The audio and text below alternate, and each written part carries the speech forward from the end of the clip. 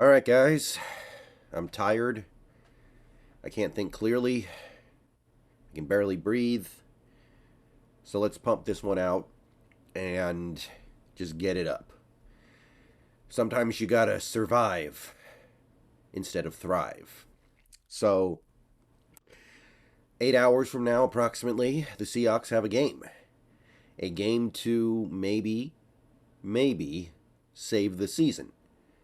A game that you kind of have to win if you want to feel any comfort in your playoff odds. A game that you need to make up for some of the bad losses you've had recently to teams like the Panthers and the Raiders. Uh, I I freely admit going into this one, I don't really know how this goes in our favor. I'm trying to put it together in my head and it's hard.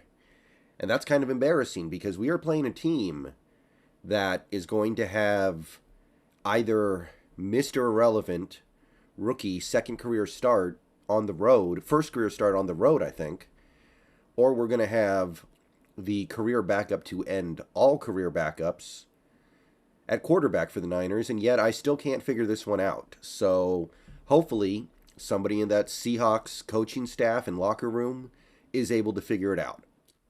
So, 8 hours before kickoff, I'm trying to figure this one out, and it's tough, man. It's tough to see with the way this team has been playing lately, with the way they set themselves up to fail. How is this going to go well for us? How is this going to work out? I don't know. But with the way this team has fallen flat on their face over the last month, if they want to be somebody that anybody's going to take seriously come January, you got to do it. We are in the midst of a monstrous collapse. Think about where we were a month ago and think about where we are now. If we lose this game, we are going to be maybe not record wise, but odds wise, well out of the playoff picture. And with the Chiefs game looming, you got to figure that's probably going to be the execution. So find a way and we'll talk. But just being honest here, just trying to be real, it's hard to figure out the how here. Despite the loss at quarterback, despite the loss at receiver, to a certain extent you would say cornerback, the Niners continue to find ways to produce on both sides of the ball. Right now, there's only one part of the Seahawks that is producing. There is one element of this team that goes right now. And it feels familiar as a Seahawks fan, right? The only difference is instead of Russell Wilson, it's Geno Smith. He's the only thing that makes this team go right now. So we've been here before, just a different quarterback. So let's try to solve this one.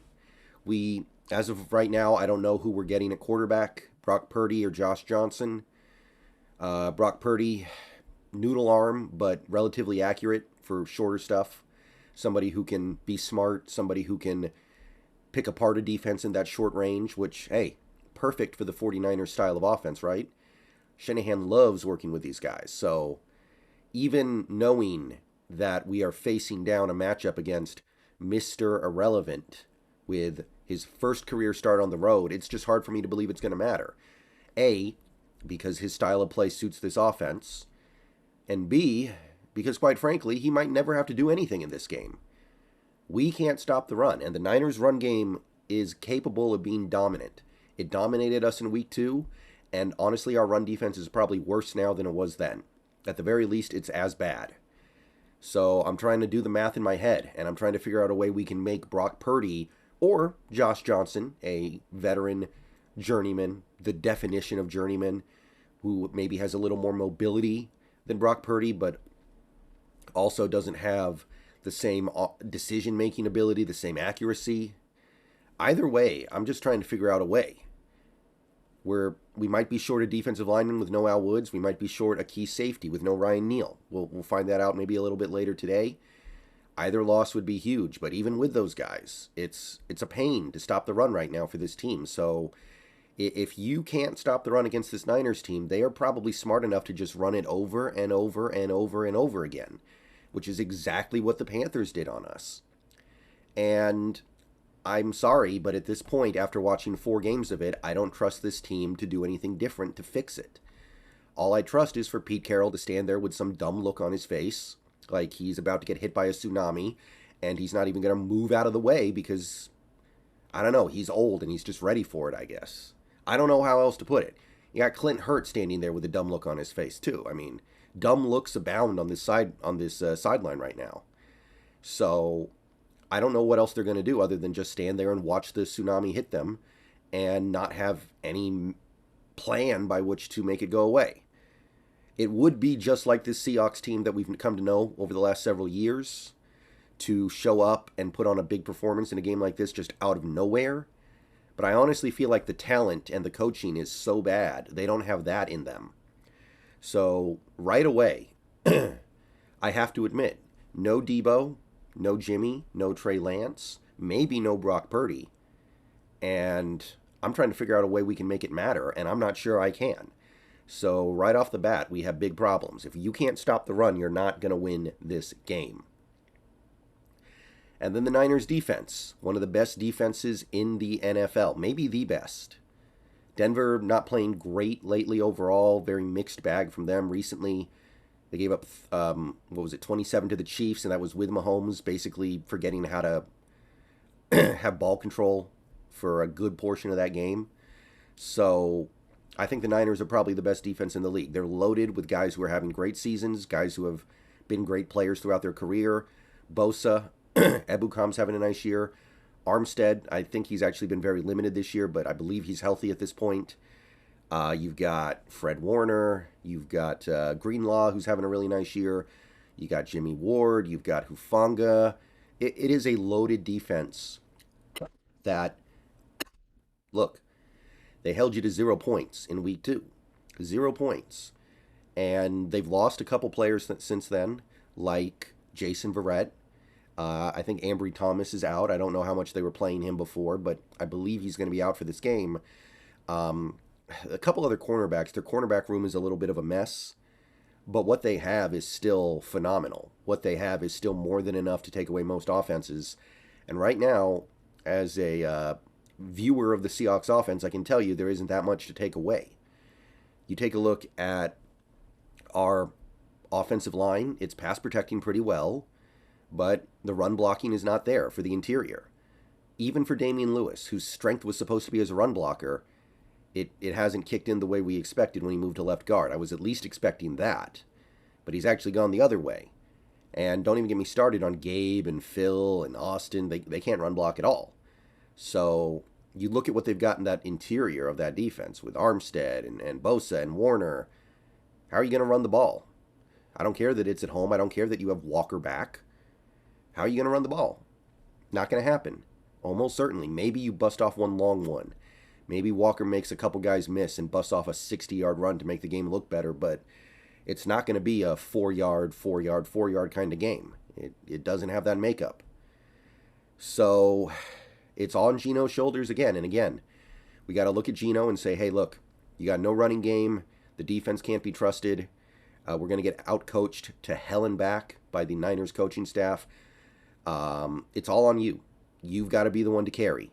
And even if I give the defense a little bit of credit here, even if I give the defense a little bit, some scrap of ability to hold up against a Josh Johnson or Brock Purdy-led offense, you're still looking at Geno needing to go down and get probably 21, 24 points against maybe the best defense in the league.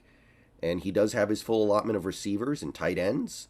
He does have a pretty decent pass-blocking offensive line, but can he do it? This is not the way it was supposed to be this year. It's not. Geno Smith was supposed to be a game manager, a competent game manager, somebody who could hand the ball off, throw the ball accurately, keep the offense on the field, and not lose the game. But we have turned into a team, much like the team with Wilson a couple years ago, where he had to do superhuman stuff to give the team a chance. We were right back there.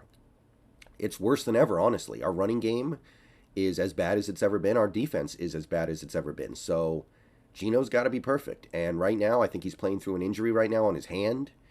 I think he's working through some stuff mentally where he's feeling the pressure of knowing that he has to be perfect in all these games. And you get what you get, where he's going to make mistakes because he always has to push. He can never just sit back, relax, and allow the game to come to him.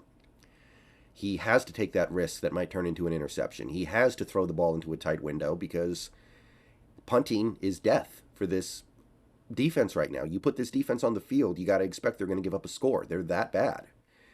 So if you want to win this game, you're probably counting on Geno Smith to play basically perfectly. And he's done it before, but not against this defense. So I don't think it's reasonable. I can't put it on him. We are talking about a career backup quarterback who is having a big resurgence, but you are not supposed to put the whole thing on his shoulders the way that we have. That is not a good formula, and it's the formula we are stuck with, because while I think the building blocks in place for this team are good, the current stuff we've got going just is very limited. So I'm going to throw out 27-21 49ers. I will say this. Traditionally, the Seahawks have shown up for big games like this. When the division's on the line and you're playing a rival and it seems like everything's riding on this one game, this team usually shows up. Sometimes they don't win, but they give you a game. They give you reason to believe. And maybe they do that. I just don't think it's going to be enough. I just don't believe it's going to be enough this time. The only time that I can recall a Pete Carroll Seahawks team leading a Seahawks team to an embarrassing defeat in a big regular season game would be 2017 against the Rams. And there were extenuating circumstances in that game. I get it. But other than that, we usually show up, so I think we will. I think there's a pride factor in here, especially for this defense that, I mean, we've heard the quotes this week, right? Bruce Irvin basically saying they're not bought into this defense right now. They're not trying hard enough. Basically calling them out on their effort. Maybe that'll wake him up a little bit, but is that going to be enough against an offense that is this well run? I don't see it. Prove me wrong. That's what I can say. Prove me wrong. You win this game, people are going to kind of have the last month fall out of their brain a little bit, because we love beating the Niners. We love winning games where we're an underdog, although the ESPN matchup predictor basically says it's a coin flip somehow. Don't ask me why. And beyond just winning this game, it's time to stop being a complete embarrassment. You are on pace to give up over 160 rushing yards this year. That doesn't happen almost ever in the modern NFL.